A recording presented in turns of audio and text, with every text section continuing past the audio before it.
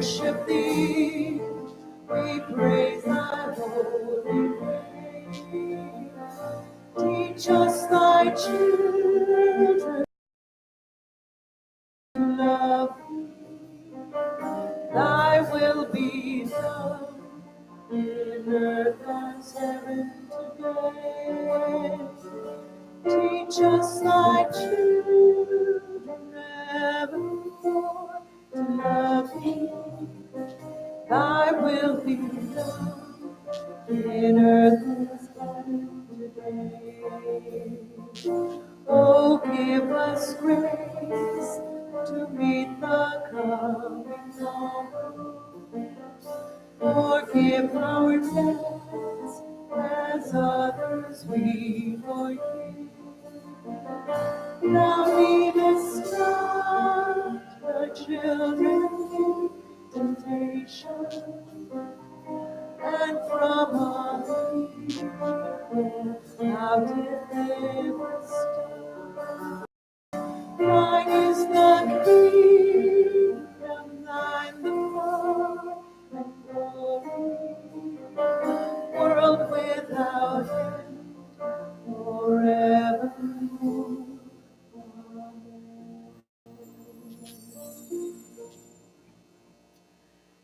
Amen. And now our statement of commitment.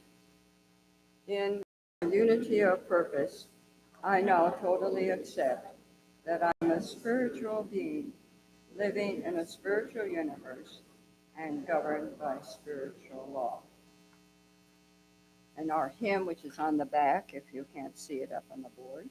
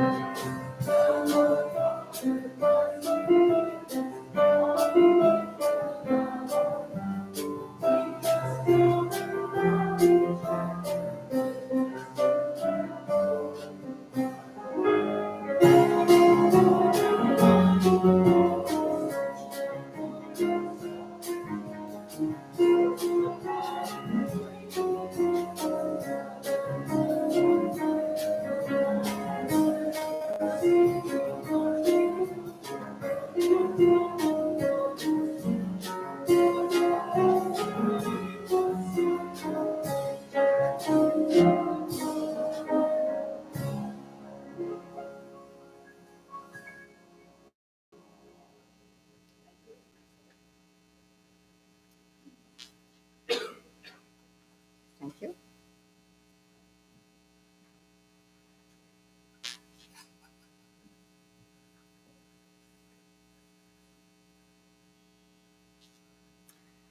All right, let's have a few moments now of quiet time. This is our little meditation time. And if you wish, you can close your eyes, take a deep breath and relax, and just be at one with yourself. Know the truth of who you are, the truth of your soul. You are whole, you are safe, you are complete. You are a being formed of light and love from the breath of God, whose life gives me life, whose love gives me love, whose power gives me power, whose abundance gives me abundance, whose comfort is with me always, because he is always here. I accept this wonderful being of who I am, this wonder of being human in this world, to be an expression of God love. Love first for myself and then for others. Let's take a few minutes of silence to ponder this wonder, this magnificence, this presence, that I am here now, I am whole, I am safe, I am complete.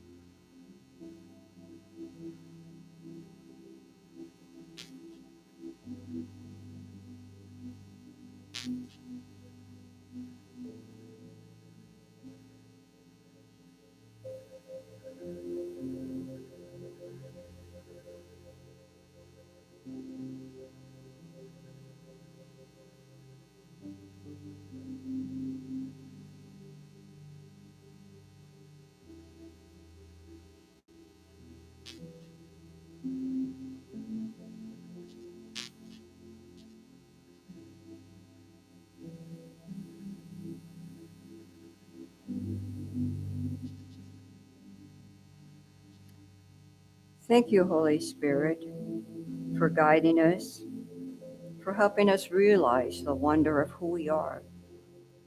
Thank you for your presence in my life and the life of each person here.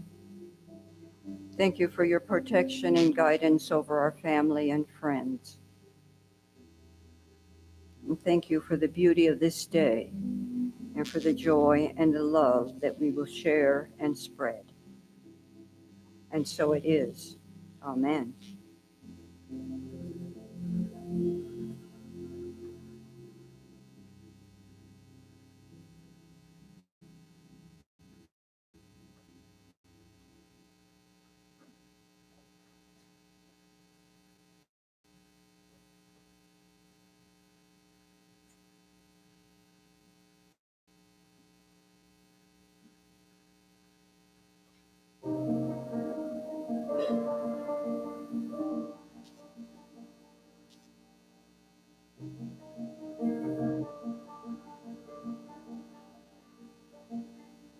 Where I am, God is. Where I stand, God is standing strong. Where I breathe, God is breathing life in and out and through me. As me, where I am, God is. Walk, joy lifts my feet. Where I live, spirits flowing free in and out and through me. As me, where I doubt, God is the faith in me. Where I cry, God is the comfort there. Where I see, God is the answer. Here and now, forever, never, never. Where I speak, truth is. Where I work, love is my me. Ask me.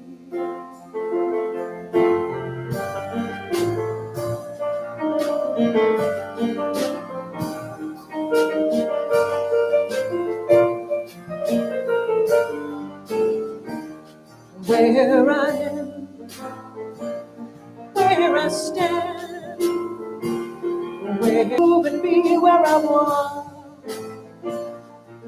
here I am, wherever I go.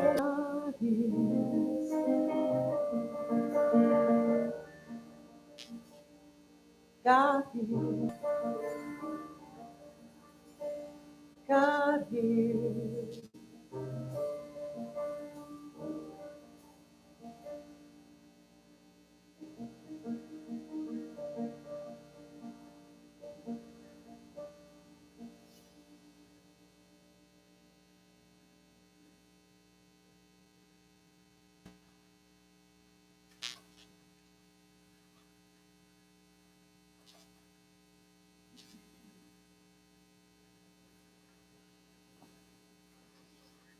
Hello, everybody.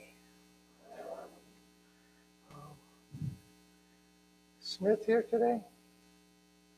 Yeah, okay. Last Sunday after church, I saw him at the Whole Foods. And he said, oh, you're doing a talk next Sunday, huh? Yeah. He said, you're not going to talk about the Sabbath again, are you? But just for you, we will. No, we won't talk about the Sabbath today.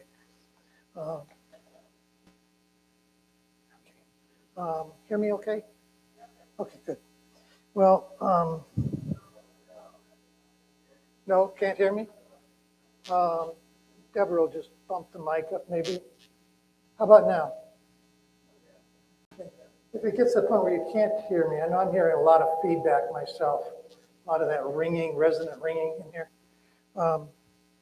Anyway, yeah, like that. So, talk today is what's in your psychological and spiritual toolbox. And my colleague and friend, Andy Weil, wrote a book for himself called Spontaneous Happiness about 10 years ago or 6 years ago. And Andy had always felt he was dysthymic. It's the opposite of being euphoric. He wasn't depressed. He functioned, high functioning, but he felt he could be happy. In fact, he felt that for a long time through his life. So he set out for a few years to study happiness. And what he did was he looked at how happiness can be created by taking care of ourselves, tools for ourselves. So the next slide. And what he did was he broke it down into 3 sections, the spontaneous happiness: care of the body, care of the mind, care of the spirit. And under care of the mind were things like diet, exercise, sleep, hygiene, what you expose yourself to, pollution, whatever, biofeedback, balance in life, being in nature, care of the body.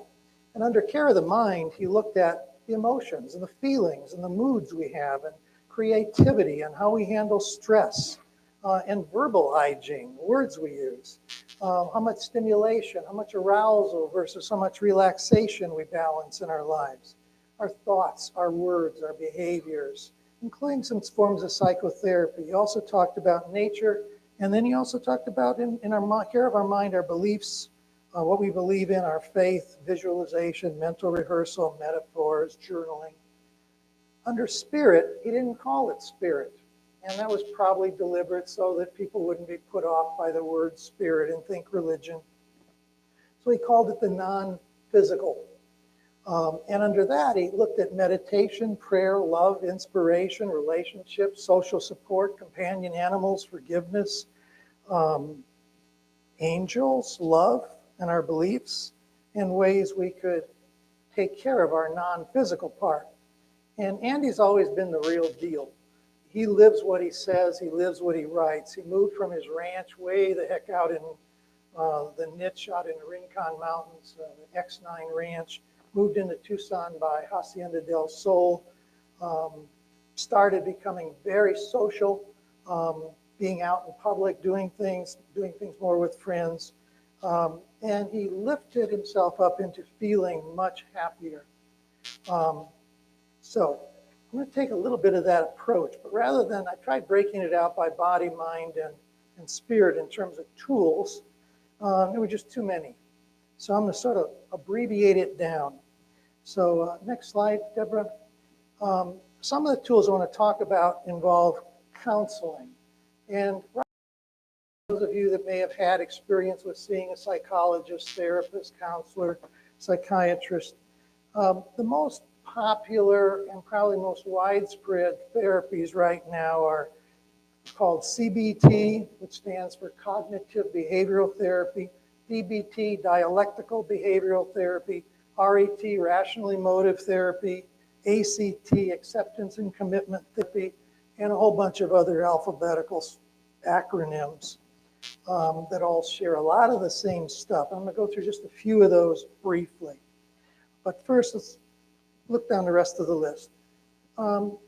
Relaxation techniques are very valuable tools for us psychologically. We have a sympathetic nervous system that can set us into fight or flight just like that. In fact, before we could think it to happen, our sympathetic nervous system sends a message from the amygdala in the brain to our adrenal glands saying, pour out all the adrenaline right now, and it does, and we are then in fight or flight. Think of driving an automobile, beautiful Sunday, no traffic, lights are all green, you're cruising down the road at a comfortable speed, normal speed, and somebody out of the blue runs right across the front of your car running a red light. Before you could even think to step on the brake, that amygdala fired, and it fired a message to your adrenal glands, pouring out all the adrenaline you had at that moment, and you instantly slammed on the brakes. You gripped the steering wheel hard, and at some point you said, they missed me, or something else. That is called arousal, sympathetic arousal, because it's our sympathetic nervous system turning it on. And it happens before we think. Our intellect and our cognition didn't even have time to say, we're going to get hit. No, it happened before we think. We slammed on those brakes. But a lot of other things happened too. Our heart started to race. Call that tachycardia, racing heart. Our blood vessels in the periphery of our body, hands, arms, legs, feet, constricted, shoving all the blood back to the trunk of our body and our head. That's what makes us feel a little bit lightheaded when that happens, a little bit unreal. The pupils in our eyes dilate fully. So now we're collecting light, and our depth of field is right here, right in front of us, not way out there, right here. So things look a little bit unusual. Our spleen squishes itself, rings itself, and pours out a more coagulant factor, more platelets for coagulation. And those in particular, the constriction of the blood vessels, the extra coagulant factor, that's so that if we lost an arm or a leg in battling a bear or a fight, we're not going to bleed to death. We're going to coagulate right now. We won't bleed to death under those circumstances. At the same time, our respiration starts going faster and faster because our heart's beating fast. Our lungs, which receives the blood first from the heart, has to oxygenate that blood, so we're breathing faster. All of that is happening, and our hands and feet get clammy, and a variety of other things. That's all called sympathetic arousal. But once we give ourselves the all clear signal, and that's a vital part of this, once we give ourselves the all clear that, they missed me, or I'm safe now, then the parasympathetic nervous system, the counterpart to that, begins bringing everything back down to what my colleague Andy Weil calls emotional sea level calm. It's also called homeostasis. We can heat up. We can go into fight or flight like that before we could think. But to calm down and relax, to bring things back to normal, may take 4 or 5 miles of driving before our heart rate comes back to normal and other things come back to normal. That's just the way it is. But if we don't give ourselves the all clear signal, we stay in fight or flight much, much longer. Now, the adrenaline only lasts for about 90 seconds to a minute, to 2 minutes. And the next thing that happens is we feel very fatigued. We're exhausted. The adrenaline's gone, and we've used it up. So relaxation techniques, if practiced, whether it be through meditation, breath work, a variety of other things, gives us some control so that whenever we are aroused, whether it's I have to get up and give a talk, I have to stand up and give my name and say I'm from Sedona, and I'd like attending a Unity of Sedona church. Your dad's still there? Go ahead. those are simple arousals that we have. If we're good at relaxing, we can neutralize that adrenaline very quickly. And that makes us feel very much in control, and it keeps us from feeling nervous and tense and worrisome about what if this happens or what if that happens. And if that arousal happens and there's no threat to be seen, no speeding car across the front of us, no threat, we call it a panic attack. Panic attack is where it seems to come out of the blue, but it's not out of the blue. We can always trace it down to something, whether it was something now or an anniversary of something 5 years ago on this day. So if we don't see what caused it, it's a panic attack. Okay, relaxation techniques. One of those is breath work. My colleague Andy Weil will never let an audience leave a venue without teaching them his 4-7-8 breath. How many of you know that? Many. I'd like to guide you through it right now, okay? We'll do maybe another exercise a little bit later on. The 4-7-8 breath is something Andy learned in India many, probably 50 years ago. And every audience he ever addresses, everyone, whether it's a movie theater where he has to talk or answer questions, everyone has to go through this. He's totally convinced it's helpful. And we've had 6 cases so far of people in atrial fibrillation that this took them out of atrial fibrillation.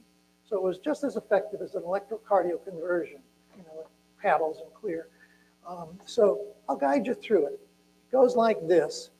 You'll put the tip of your tongue on the back of your upper teeth where your gums are. So you'll put the tip of your tongue on your gums behind your upper teeth, and it'll stay there through the whole exercise.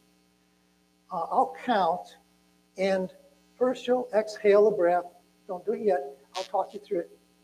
You'll exhale a breath through your mouth, and then you'll close your lips and breathe in. Inhale to the count of 4, and I'll do the counting. Then hold that breath to the count of 7.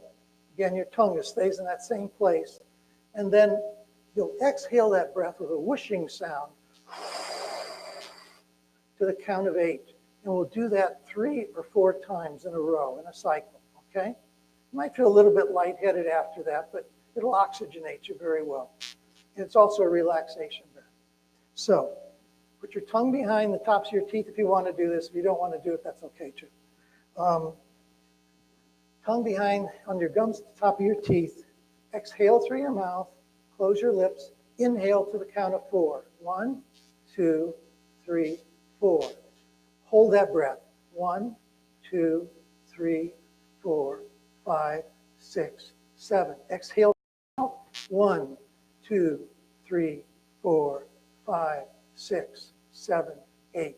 Inhale through your nose. 1, 2, 3, 4. Hold it.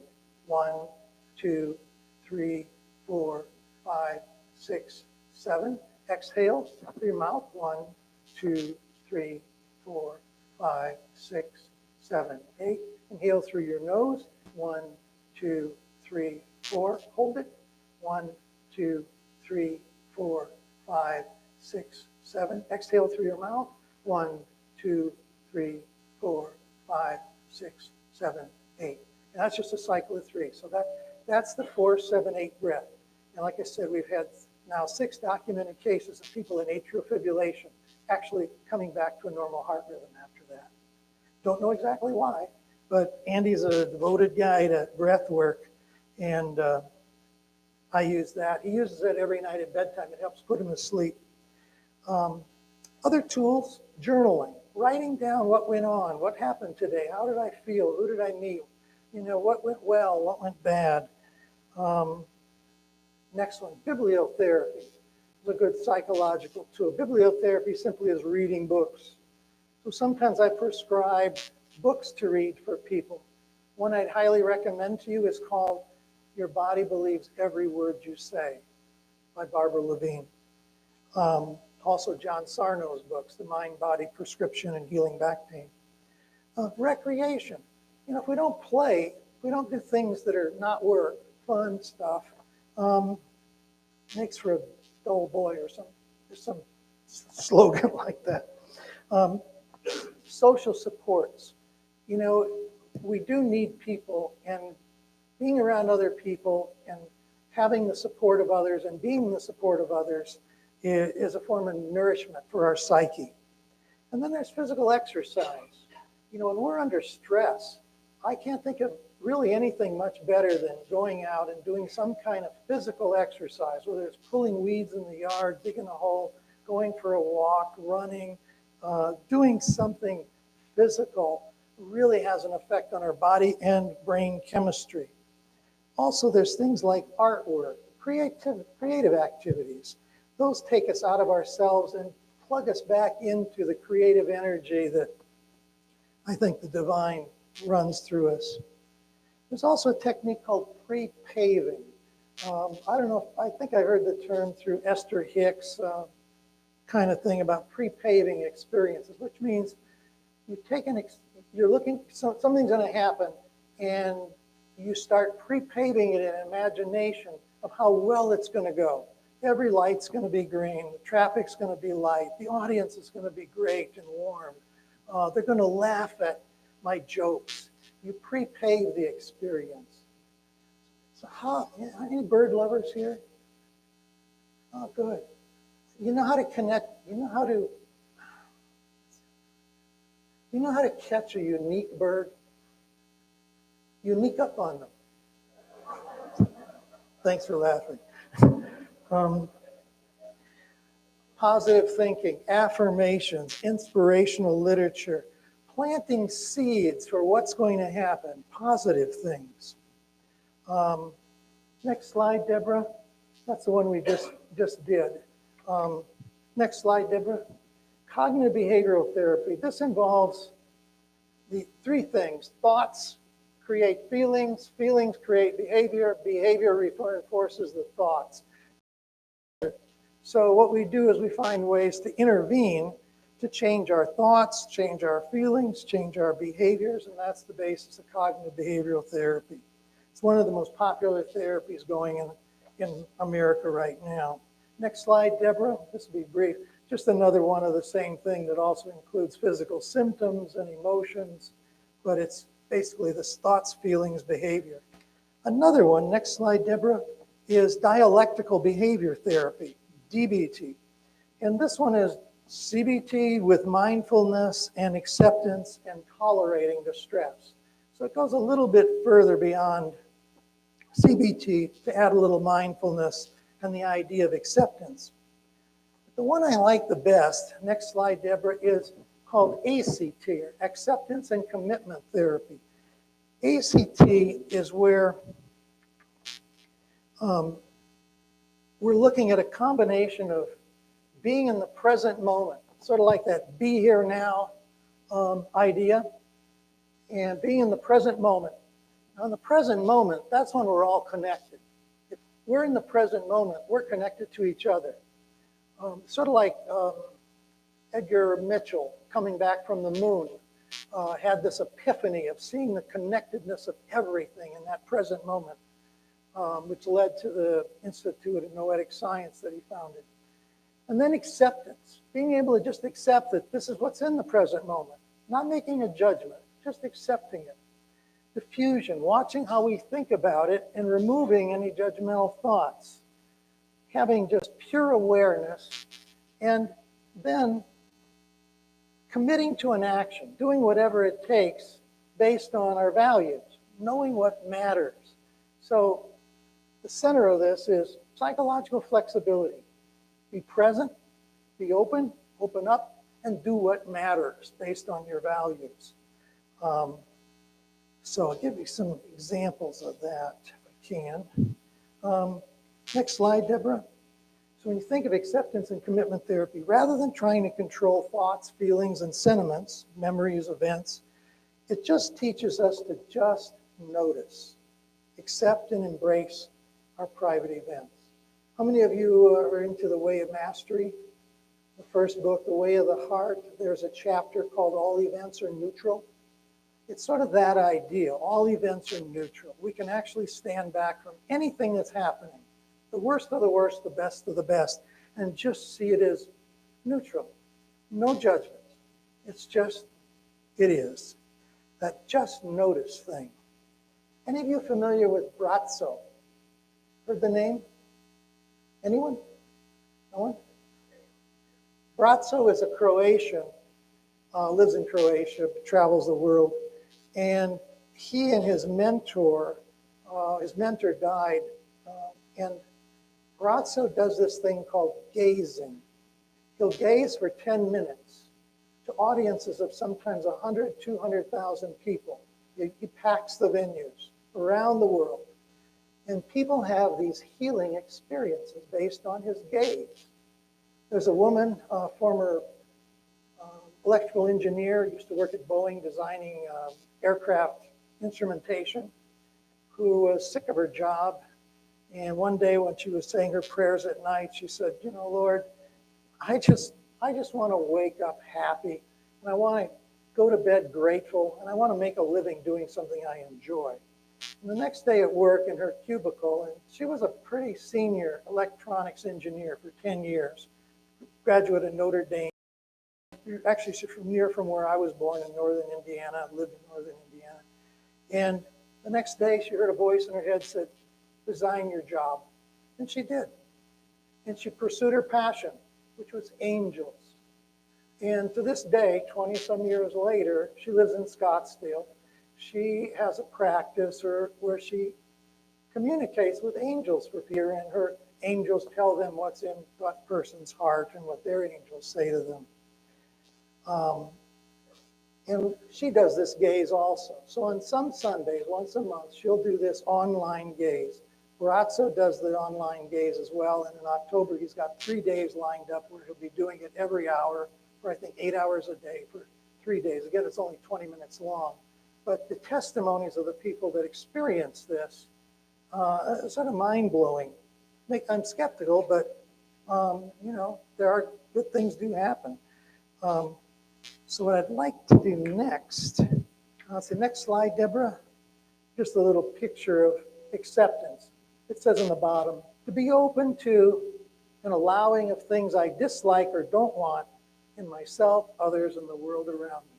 But just be open to it and allowing, accepting, just noticing. It's there, but not emotionally reacting and letting that feed into behavior and emotions.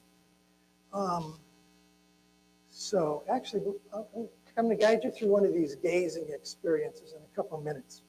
But first, some metaphors about this ACT. There's a woman named Fabrigaire, and she came up with some lovely metaphors. One of which is, she says, you're a bus driver. Actually, I got a slide for this. There it is. You're a bus driver, and the bus you're driving is full of passengers. The passengers represent your thoughts. Passengers are your thoughts. Again, it's a metaphor. Feelings, memories, emotions, those are the passengers on your bus. You're the driver. As you drive, the passengers mock you, belittle you. They try to prevent you from driving in the direction you want to go. At first, you let the passengers tell you where to go, but then you realize that you're the driver, and you decide the road to take. You turn down the road that takes you where you want to go, and you take those passengers along with you for the ride. Another metaphor she came up with that I think is pretty. You know the term corpus delicti? Those of you that watch, I don't have a television set, but I understand there's TV shows about crime and criminals and law and stuff like that. And corpus delicti just simply refers to the idea that you can't have a crime without a body. If you can't produce the body, how could there have been a crime? Well, there's a slide for that. When you've been hurt by somebody, it's very easy to begin to develop this idea that you become the body that's been harmed. You're the victim. You're the body, and you live that body of damage or injury or harm. You know, you start saying things to yourself like, I can't have a positive relationship with another man or woman because after what they've done to me, I'll never trust anyone again. Or happiness is just not an option for me for what I've been through. My confidence is shot. I'll live in prison of doubt for the rest of my life because of these things I've experienced. We become the body. We become that victim. And we live it out as a way of showing other people, see what happened to me, see how bad I've been damaged. It's a way of also putting our revenge or our resentment out on the outer surface for other people to see. It's the victim role, the victim mode. And the idea behind that metaphor is when you can see yourself and how you're playing the victim, you're the only one that can change that. And that's by letting go of that revenge or that hostility. It's also called forgiveness too, letting it go. Not condoning it, because it might have been a very bad thing, but letting it go, getting out of that victim mentality. And there are people who are career victims. My mother, my sister. My mother remembers every single event she's 96. She remembers every event that's happened to her in her life, that somebody did something to her, and that justifies why she is afraid of insects, why somebody's always going to kill her, why something bad's going to happen. We're going to have another hurricane in Tucson. And yes, it is delusional. And my sister, who lives with her, came up with that, and that's just the way they are. They're career victims. It's sad. You can't reach them. Lastly, there's the deck of cards metaphor. Compare yourself to having been dealt, being in a card game, you're dealt some cards, they're lousy cards, you hate it, you're ready to just throw the hand in and say, I quit. But if you play your cards right, you can get better cards and you can even win the game. So that whole idea of ACT involves seeing things for what they are, just noticing, accepting them, and then doing something meaningful about it without any judgments, without those judgments. Next slide, Deborah. I'll just say a couple words about emotions. Emotions are valid. If we have an emotion, whether it's sadness, anger, happiness, they're valid. They're real things, and they're chemical things. They're not imagined. And when people are in an emotional state, if they're an emotional mess, if you join them, you're joining the mess. So, I think it was Stokely Carmichael. Correct me if anyone knows, correct me if I'm wrong, but I thought it was Stokely Carmichael said, if you're not part of the solution, you're part of the problem. So when you're around people that are an emotional mess, you've got to help them. You've got to be able to find the love in the situation to give them an alternative. Otherwise, they're like a magnet looking for that support to validate the emotional mess they're in. Quickest way to honk off my mother is to tell her something good. Find some good in a situation and she's furious. I know it is laughable, but 96 years of that. And I don't judge her. I feel sorry for her. Her mom died during the Depression when she was an 8-year-old kid. I mean, she had it tough from then on, but she never had anyone to really show her the alternative. There's been a few occasions she's let me speak, which is rare, because I'm serious. I've never had a conversation with her. Every time I say something, she has to tell me how bad she has it. But there have been a couple occasions when I did get to speak, and I could see her actually accept the love that was offered to her.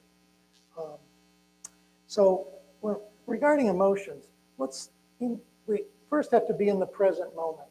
That's where we're all connected. If we're in the present moment, we're connected together. And what's the most loving choice we can make for that situation or in that moment? If you can find the love in that situation, you've got a handle on going in the right direction. That's sort of the basis of the therapy I do in my office too. Next slide. Spiritual tools. Oh, no, that one. I'm sorry. Yeah, words. This one's important. Yeah, where'd that come from? We were each born, you, me, we were all born with 2 templates of language. The first template of language we were born with was literal. So as little kids, up to about the age of 8 or 9, everything in our language template for thinking, for speaking, was literal. Example, And then when we're about 8 or 9, we start developing a figurative template where we can reason and abstract and connect dots to make up for other meanings. So here's an example. Mom comes home from work and she's got a bad headache. And she walks in the kitchen where her 5-year-old and her 15-year-old are, and she says, "Oh man, this headache is killing me." And the 15-year-old grabs a bottle of Advil or Motrin and says, "Here, Mom, this might help." And the 5-year-old says, "Please don't die, Mommy." You follow? She said it was killing her. A 5-year-old doesn't make that abstract leap. 5-year-old takes it literally. That template of literal language that we all had for the first 8 or 9 or 10 years of life is the language of our mind-body, our body-mind, our subconscious. Our subconscious mind is the mind of our body. It's the part of us that's smarter than me or you. It's the part of you that at this very moment is managing all 4 chambers of your heart, the valves, the blood vessels in your body, without you thinking any of it to happen. It's the part of you that knows when to inhale, when to exhale, without you having to be involved. It's a part of you that can eat a vegetable or a piece of fruit and know how to digest it and what to assimilate and what to move through you for elimination. You don't even have to think a thought. It's the mind of your body. And this mind of your body, your subconscious mind, only has one template, and that's the literal one. So when we're using words for ourselves, like, "Oh, she burns me up. Oh, that just gets under my skin. Oh, I'm dying to have a vacation." The words we use get literally transposed by the mind body. So that's why probably 70% of dermatological disorders are related to stress. People using language like that. Again, that book, Your Body Believes Every Word You Say by Barbara Levine, goes through this in great, great detail. And I think it's useful for everyone. So again, we have a literal and figurative template for language. And once we're older, we live in that figurative language world. But we have to be mindful that some of the language we use can actually be causing us harm. For example, the word try. Try to fall asleep if you're not falling asleep easily at night. Try to fall asleep. And if you're still awake 10 minutes later, well, you're obviously not trying hard enough. Try harder. Well, if you're still awake a half hour later, obviously you're just not giving it a good effort at all. Remember Yoda in the original Star Wars, for those of you old enough for that? In this church, that's probably everybody. Sorry. I'm 73, so I'm not, Yoda, the little wisdom figure in the first Star Wars, said, when asked about I want to try to beat Darth Vader and whatever, he stopped and said, no. There is no try. There's do not. And that's true, because try is a figure of speech. I can show you something literal. Here's a paper. Occupies space, has weight. We can tear it apart. We can put it back together. It's a literal thing. Here's a stuffed animal, cute little something. And it weighs, occupies space. It conforms to the laws of matter. It is literally a thing.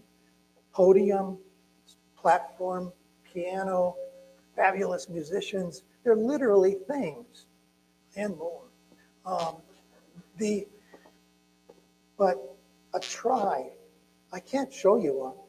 It doesn't have weight, doesn't occupy space. It's not a thing at all. It's a figure of our speech.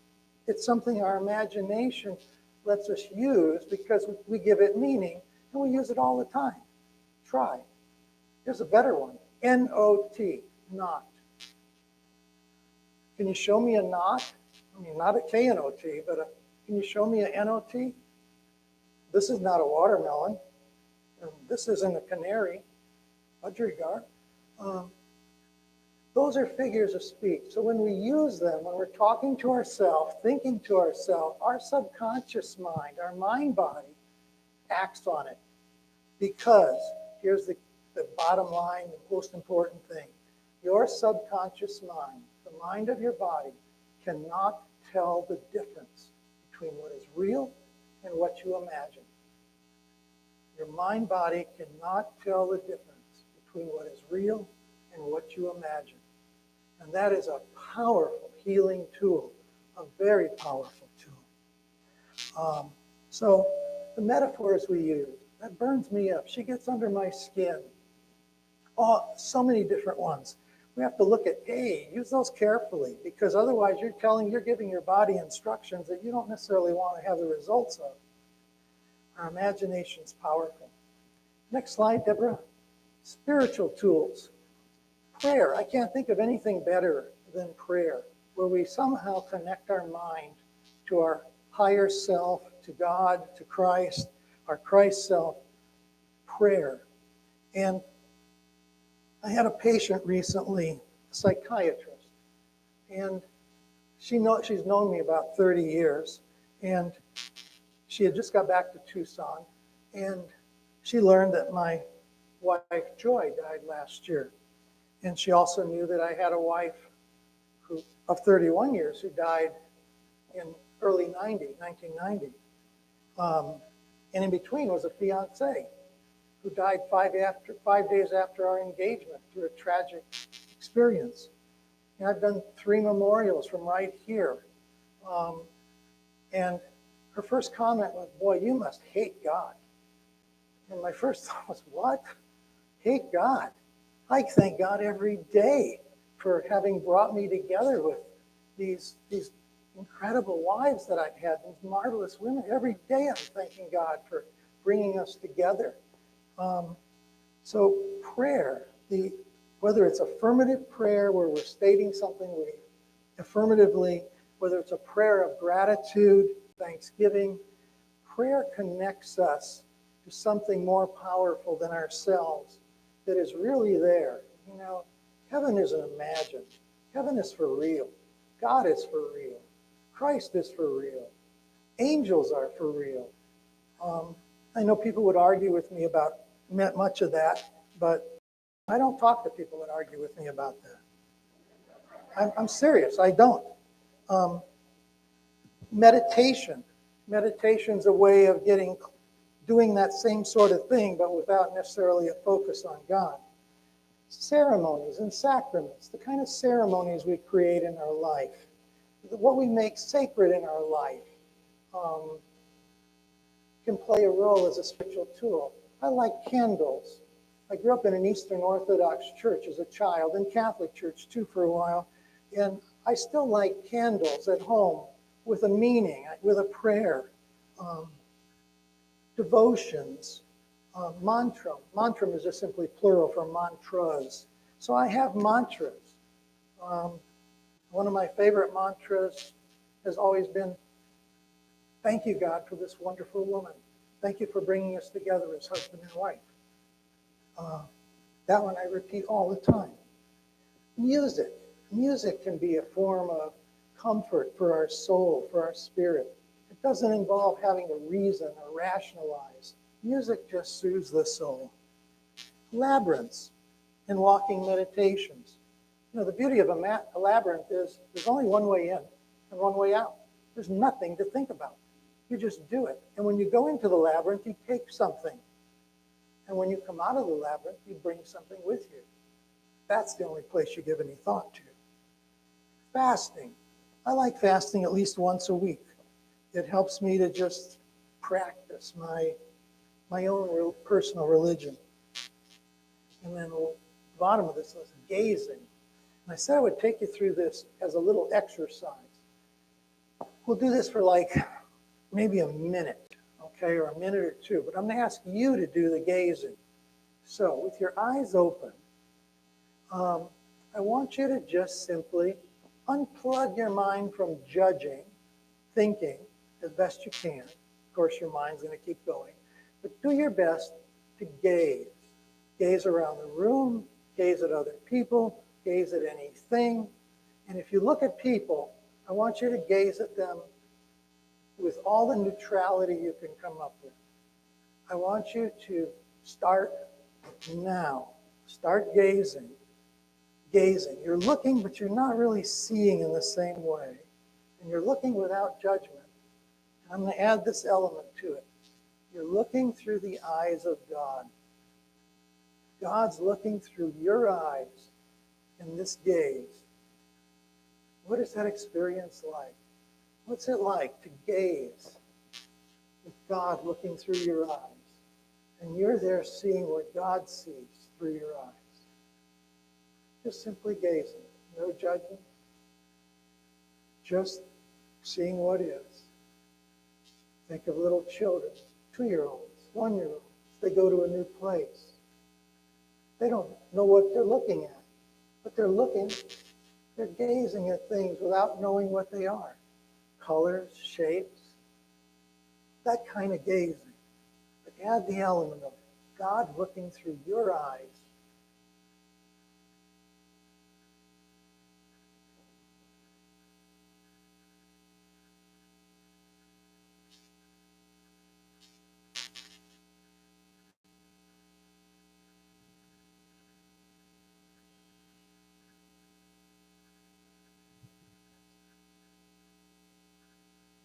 Okay, that's a minute.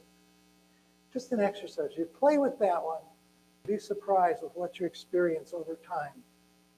Like anything else, what we repeat, we can expand upon. Next slide, Deborah. We're getting real close to the end, so bear with me. Other spiritual tools, a gratitude journal. Every day, write down at the end of the day in your gratitude journal something you're thankful for. Also, heavenly helpers. I don't know if you remember when Mary Ellen about 10 years ago got the book in the bookstore called Hiring the Heavens. It was all about hiring your angels to do things for you, having meetings with them. Our heavenly helpers. About 10 years ago, my wife on January 1st used to always make a list of everything she wanted to do during the year. Actually made lists of everything every day almost.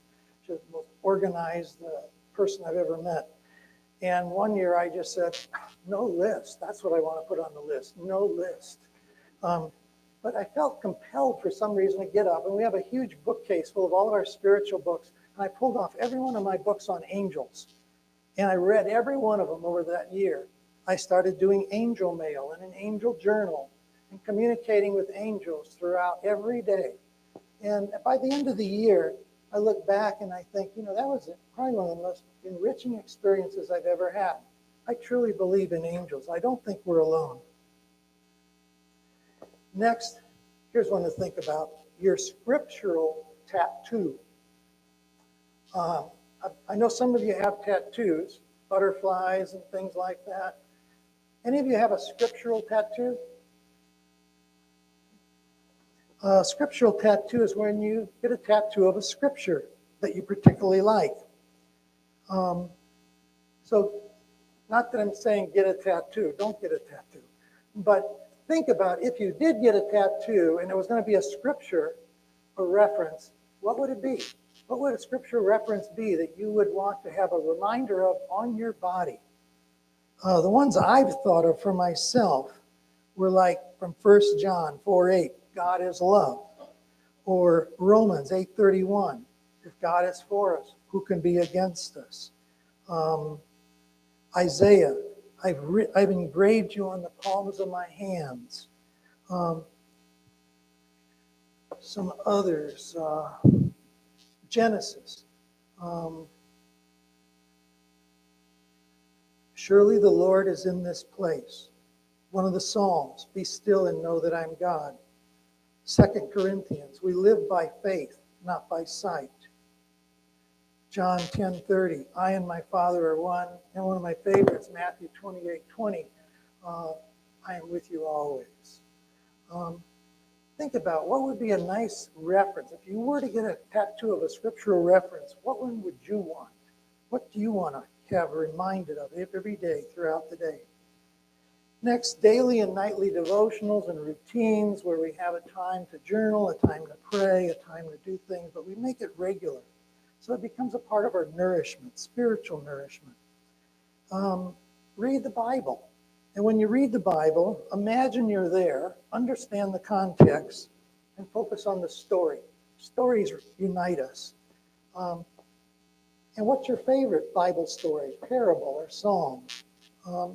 have these tools available so when bad things happen, they're right there on your mind to reflect upon.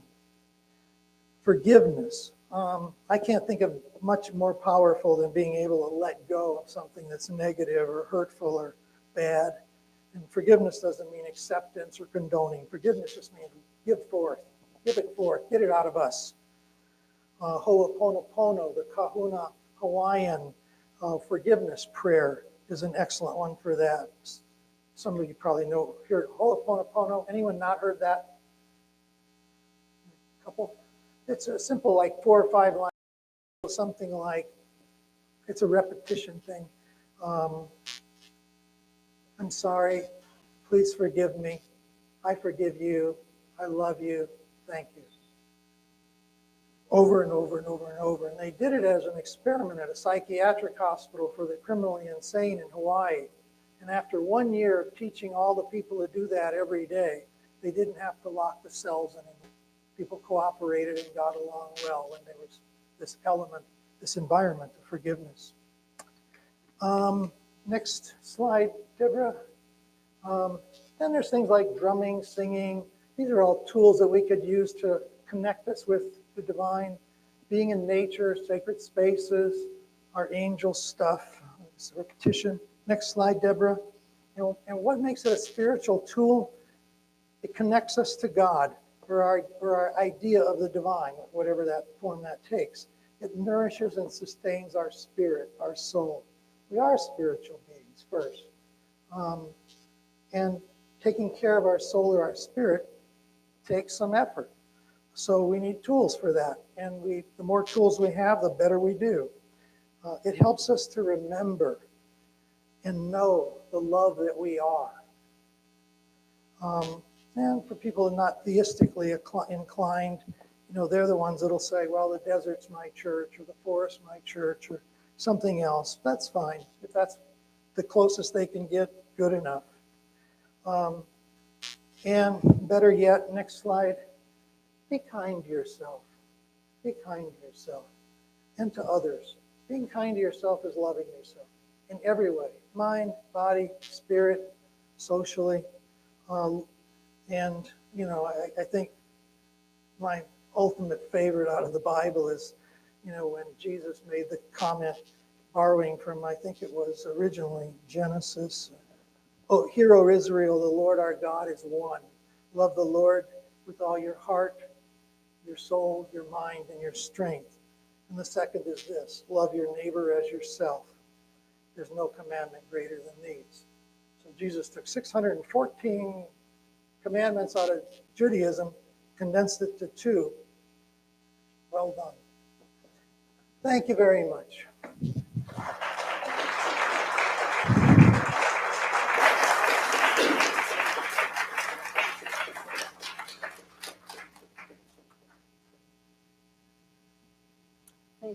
Thank you, Steve.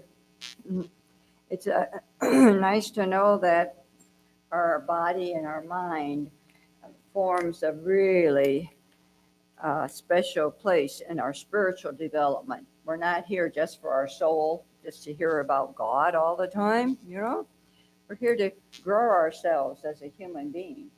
And Steve certainly gave us a whole bag of tools.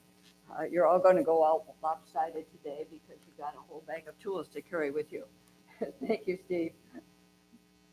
It's time for our offering. Now, oops, what happened?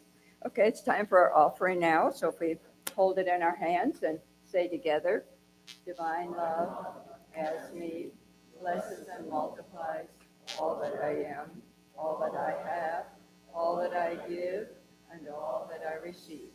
I thankfully acknowledge God. The wind is strong, the water is deep.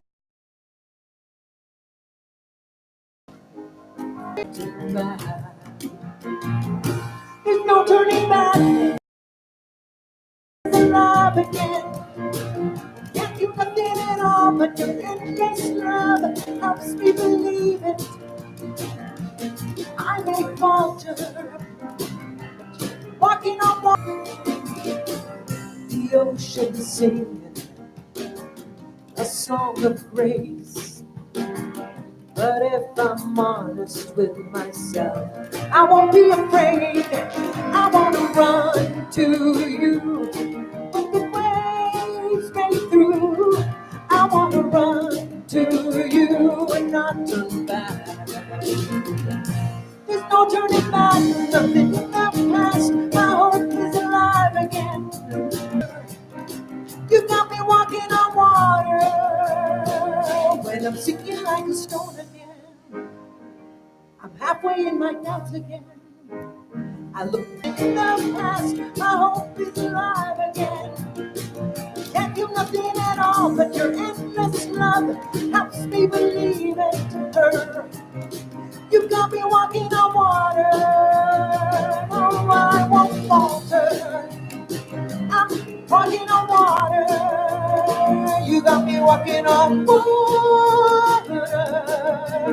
Water. Water. Water. You got me walking on water. Water, water, water. I'm walking on water.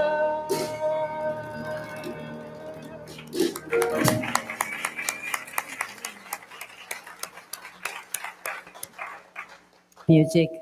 Thank you.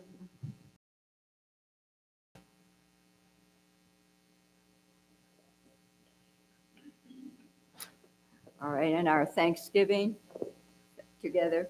Thank you, Thank you, God. God. The The unity of truth. Tucson and I are abundantly prospered. I like the way they inserted that "and I" in there, don't you? All right, so now we're really hungry, so our body needs to go in and get a snack. And as we'll stand and do our prayer for peace.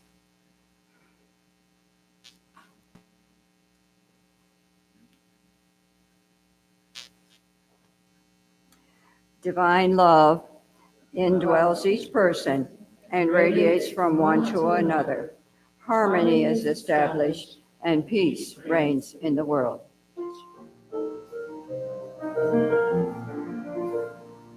Now there is peace on earth, for it has begun with me.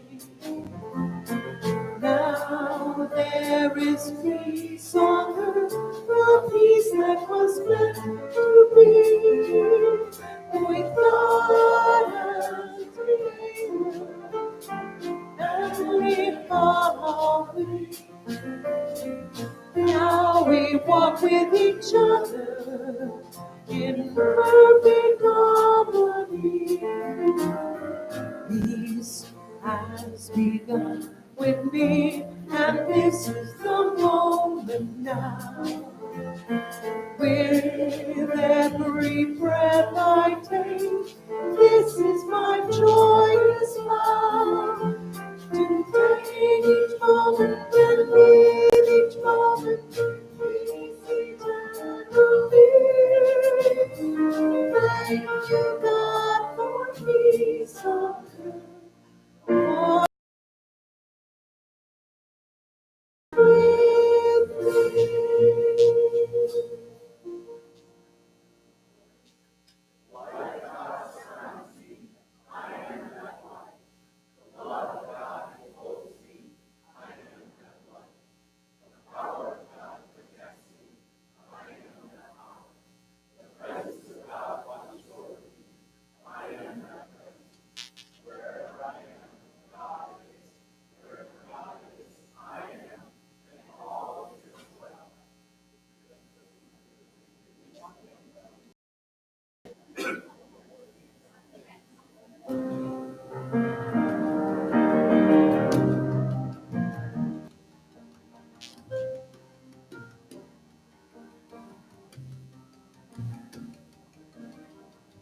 The wind is